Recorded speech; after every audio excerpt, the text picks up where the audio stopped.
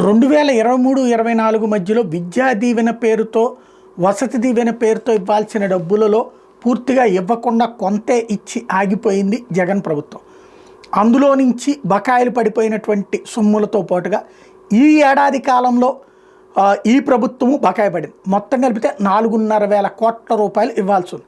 ఇందులో మొన్న మధ్యన ఒక 600 కోట్లు రిలీజ్ చేశారు.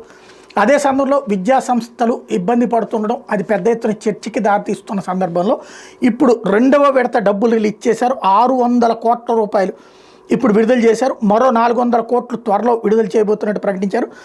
విద్యా సంస్థలకి అయితే దశల వారీగా బకాయిలు చెల్లిస్తామని ప్రకటించారు. హాల్ టిక్కెట్లు నిలిపేస్తే చర్యలు తప్పవని హెచ్చరించారు.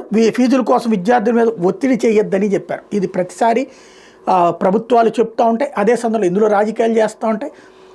చంద్రబాబు టైంలోని ఫీజు రియంబర్స్మెంట్ బకాయిలు మేము తీర్చామని జగన్మోహన్ రెడ్డి సర్కార్ అప్పుడు మాట్లాడితే, జగన్మోహన్ రెడ్డి టైంలో ఫీజు బకాయిలు మేము తీర్చాము ఇప్పుడు అని చెప్పి ఈ ప్రభుత్వం చెప్తుంటే, అదే సందర్భంలో ఫీజు రియంబర్స్మెంట్కి సంబంధించినటువంటి బకాయిలు సంపూర్ణంగా ఏ ప్రభుత్వము కూడా మొత్తము అధికారంలో ఉండగానే తీర్చట్లేదు.